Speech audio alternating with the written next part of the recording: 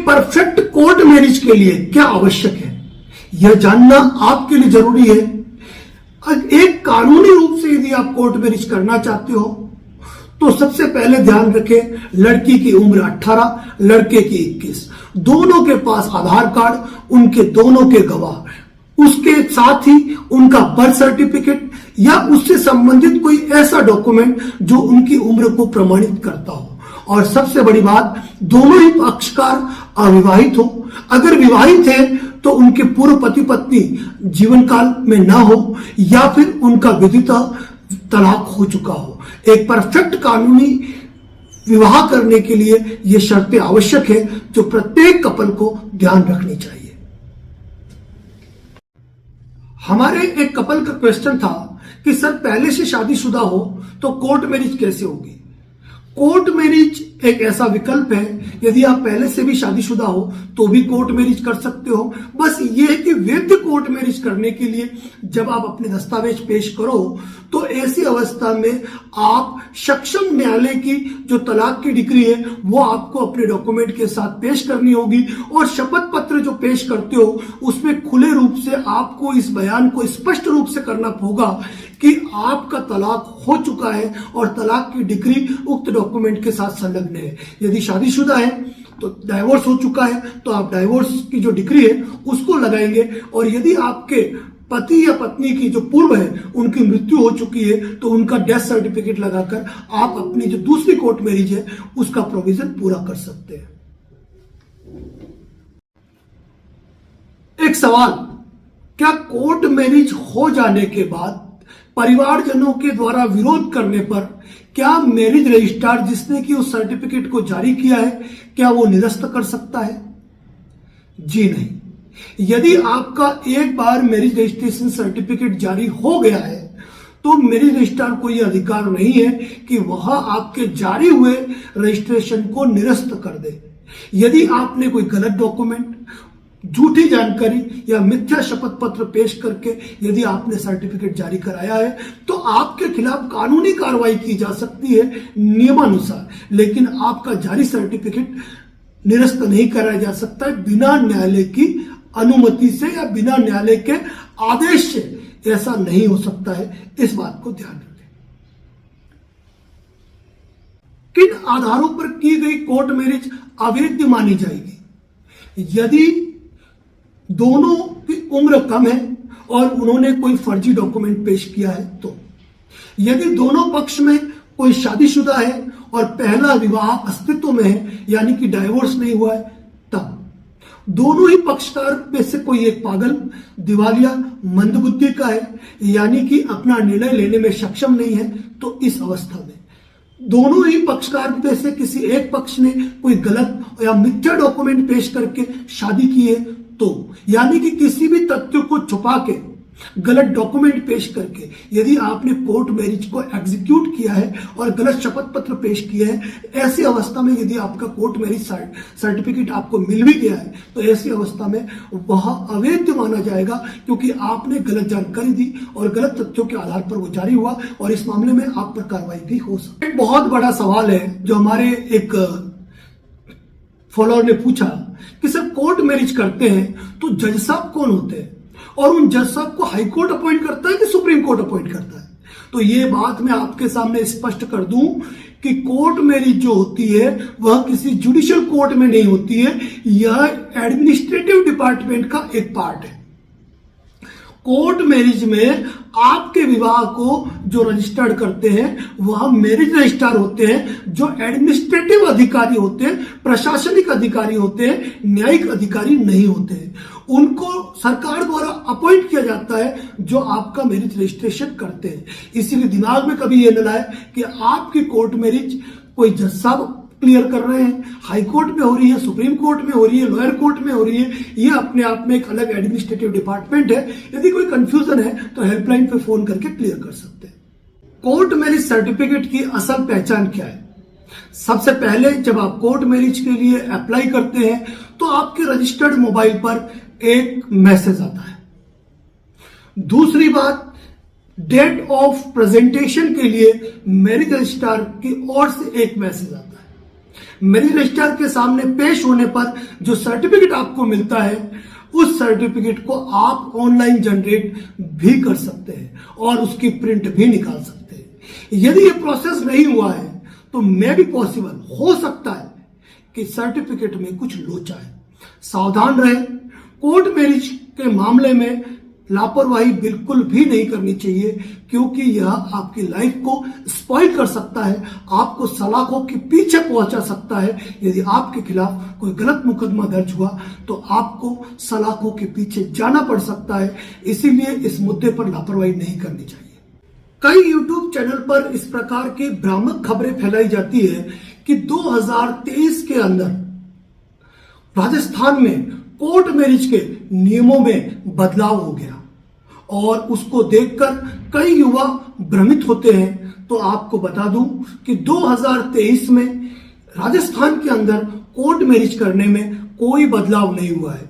वही डॉक्यूमेंट चाहिए, वही उम्र 18 साल और 21 साल की है, गवाहों का भी वही तरीका है, उसी प्रकार के शपथ पत्र पेश होंगे और उसी रूप में आपके शपथ पत्र तैयार होके मैरिज रजिस्ट्रार के सामने आपको पेश किया जाएगा।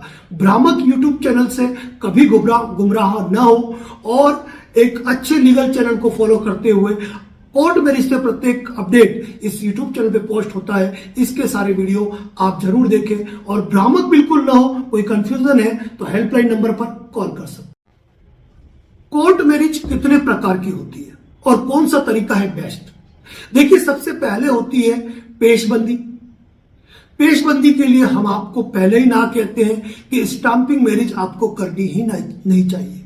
दूसरा होता है सामान्य प्रोसेस कि आपने शपथ पत्र टाइप कर दिए और आपने शादी संपादित कर ली, जो भी आपको नहीं करना चाहिए। दूसरा हुआ स्पेशल मैरिज एक्ट प्रोविजन। यदि आप दोनों ही भारत के निवासी हैं, दोनों ही एक धर्म के हैं, भले ही अलग अलग जाति के हैं, तो ऐसी अवस्था में भी आप स्पेशल मैरिज एक्ट के अंदर जाना आपके लिए आवश्यक नहीं है। आप विवाह पश्चात पंजीयन की विधि को अपनाते हुए अपनी मैरिज रजिस्ट्रेशन की प्रोसेस को, अपने कोर्ट मैरिज को पूर्ण कर सकते हैं। तो बेस्ट तरीका हमारी नजर में यह है कि आप विवाह पश्चात पंजीयन प्रणाली में जाएं और इससे संबंधित कोई अधिक जानकारी हो तो निश्चित रूप से आप हेल्पलाइन पर दिए नंबर पर कॉन्टेक्ट। अक्सर हम ये देखते हैं कि लोग कोर्ट मैरिज करना चाहते हैं लेकिन उनके पास डॉक्यूमेंट नहीं होते हैं। ऐसी स्थिति में लोग फेक डॉक्यूमेंट एग्जीक्यूट करते हैं, जन्म तारीख चेंज कर देते हैं, झूठे गवाह पेश कर देते हैं, या फिर कोई ऐसी बात लिख देते हैं जो गलत है, यानी मैं पहले से शादीशुदा नहीं हूं, या फिर डाइवोर्स के मैटर में कोई फेक डॉक्यूमेंट आपने करके लगा दिया। यदि ऐसा कोई कारनामा यदि कोई कपल करता है तो ऐसी अवस्था में यदि उसको सर्टिफिकेट जारी भी हो जाता है तो ऐसी अवस्था में उनके खिलाफ मुकदमा दायर किया जा सकता है और ऐसे विवाह को शून्य भी घोषित करा जा सकता है। तो फर्जी डॉक्यूमेंट लगाकर कोर्ट मैरिज करने का काम कभी ना करें, क्योंकि प्रशासनिक या जुडिशियल मामले में यदि आप फेक डॉक्यूमेंट एग्जीक्यूट करते हैं और यह मामला सामने आता है तो ऐसी स्थिति में आप पर मुकदमा चलाया जा सकता है, जिसमें 3 साल से लेकर 7 साल तक के कारावास का प्रावधान है। ध्यान रखें। एक चीज आपने देखी होगी कि समय के साथ उदयपुर वेडिंग जोन बन चुका है, शादियों के लिए हब बन चुका है। बड़े बड़े क्रिकेटर हो, फिल्म स्टार हो या जानी मानी उद्योगपति हस्तियां हो, यहां तक कि विदेशों के कपल भी उदयपुर शहर में आकर अपनी कोर्ट मैरिज को, अपने विवाह की रस्मों को पूर्ण करना चाहते हैं। आखिर क्यों न करें? कारण ये विश्व का सबसे खूबसूरत शहर, झीलों की नगरी, यादों में संजोने वाला शहर है। यही कारण है कि सबसे ज्यादा कोर्ट मैरिज उदयपुर शहर में होती है और प्रक्रिया भी यहाँ की बहुत ही सीधी सरल, जिसे आम व्यक्ति आसानी से पूरा कर सकता है।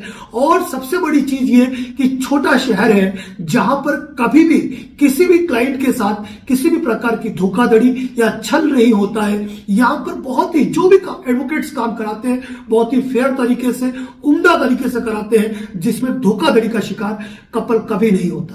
एक वैध कोर्ट मैरिज करने के बाद, कोर्ट मैरिज रजिस्ट्रेशन सर्टिफिकेट प्राप्त करने के बाद कपल को क्या अधिकार है? देखिए, कोर्ट मैरिज जब की जाती है तो हो सकता है कुछ लोग आपके खिलाफ हो। ऐसे में एक वैध कोर्ट मैरिज करने से आपको प्राप्त होता है प्रोटेक्शन।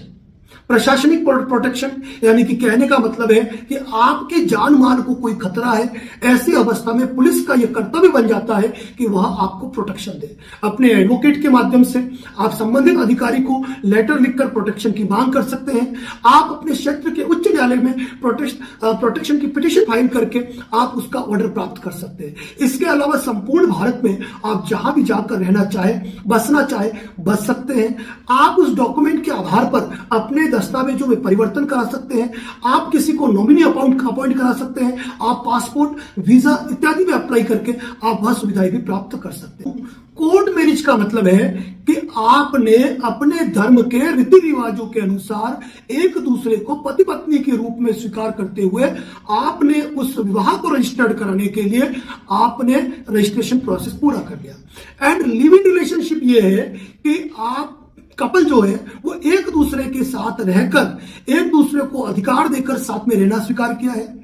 कोर्ट मैरिज पति पत्नी को यह अधिकार देता है कि एक दूसरे के प्रति उनके अधिकार है, उनको वो ताजीवन निभाएंगे जब तक कि वो अलग नहीं हो जाते। और उनके ऊपर कुल मिलाकर हिंदू विवाह अधिनियम लागू होता है, जिसमें उनको सारे अधिकार, जिसमें कि तलाक से संबंधित अधिकार भी हो गया और यहां तक कि 125 सीआरपीसी में मेंटेनेंस का अधिकार भी हो गया, चाइल्ड कस्टडी से लेकर सारे अधिकार है वो मिल गए। लेकिन लिविंग रिलेशनशिप के अंदर ये मामला उतना वाइड नहीं है। पति जब तक कपल की बन रही है एक दूसरे के साथ रह रहे हैं, जब नहीं बन गई तो दोनों अलग रह सकते हैं। ये है अक्सर युवा कपल जोश में कोर्ट मैरिज कर लेते हैं और कोर्ट मैरिज करने के 2, 4, 8, 10 दिन, 15 दिन पश्चात ही उनको लगता है कि हमने गलत कर दिया, हमें अब साथ नहीं रहना चाहिए, हम अलग अलग हो सकते हैं क्या? जी नहीं। आपने विधित तरीके से, कानूनी तरीके से शादी की है। अब अगर आप अलग नहीं रहते हो, अलग भी रहते हो, तो आपका वह विवाह वैध है और आप इस मामले में तुरंत तलाक भी नहीं ले सकते हो। यदि आप आपसी सहमति से इस विवाह को समाप्त करना चाहते हैं और अलग अलग रहना चाहते हैं, तो ऐसी अवस्था में आपको 1 साल का इंतजार तो शादी की तारीख से करना पड़ेगा और जब से आप अलग अलग हुए हो, सेपरेशन जो है वहां पर भी आपको 1 साल का इंतजार करना पड़ेगा। मान लीजिए कि आपका विवाह 31 दिसंबर को हुआ और आप 5 जनवरी से ही अलग अलग रहना शुरू कर दिया, तो आने वाले 31 दिसंबर को आपका 1 साल हो गया। लेकिन जो सेपरेशन है आपका वो शुरू हुआ 5 जनवरी से, तो आप आने वाले वर्ष की 6 जनवरी के पश्चात ही आप कोर्ट में डाइवोर्स की पिटीशन फाइल कर सकते हैं आपसी सहमति के आधार पर, और फिर तलाक की डिग्री प्राप्त। जब भी कोर्ट मैरिज करते हैं तो पहला सवाल ये आता है कि सर, जो कोर्ट मैरिज के अंदर या विवाह रजिस्ट्रेशन के अंदर जो हम गवाह पेश करेंगे वह क्या हमारे माता पिता या रिश्तेदार होने चाहिए? तो यहां बता दूं, कई YouTube चैनल वालों ने अपने YouTube पर एक रूमर फैला रखा है कि राजस्थान में विवाह करेंगे तो माता पिता गवाह के रूप में चाहिए या भाई बहन गवाह के रूप में चाहिए। बिल्कुल गलत है। आपका कोई मित्र, आपका कोई रिश्तेदार या आपका कोई भी परिचित, चाहे वह दोस्त भी क्यों ना हो, आपकी शादी का गवाह बन सकता है। आपके मैरिज रजिस्ट्रेशन के अंदर बतौर विटनेस वह अपना शपथ पत्र दे सकता है। उसके लिए माता पिता या रिश्तेदार की गवाही आवश्यक नहीं है।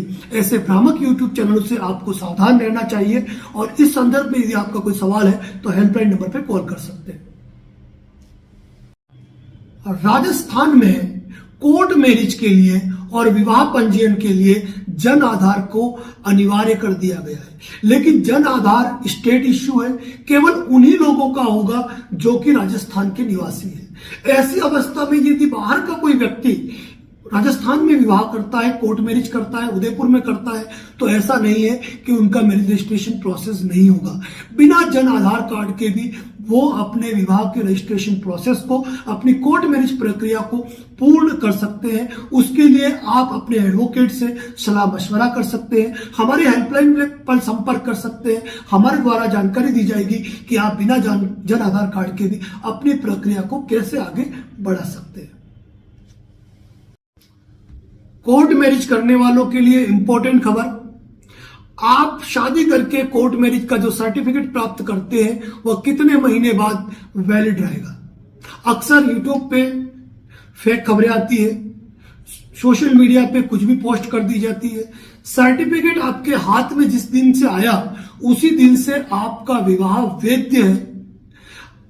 कोई इंतजार नहीं करना है कि सर्टिफिकेट वैलिड होगा। सर्टिफिकेट जारी हो गया मतलब वो वैलिड है।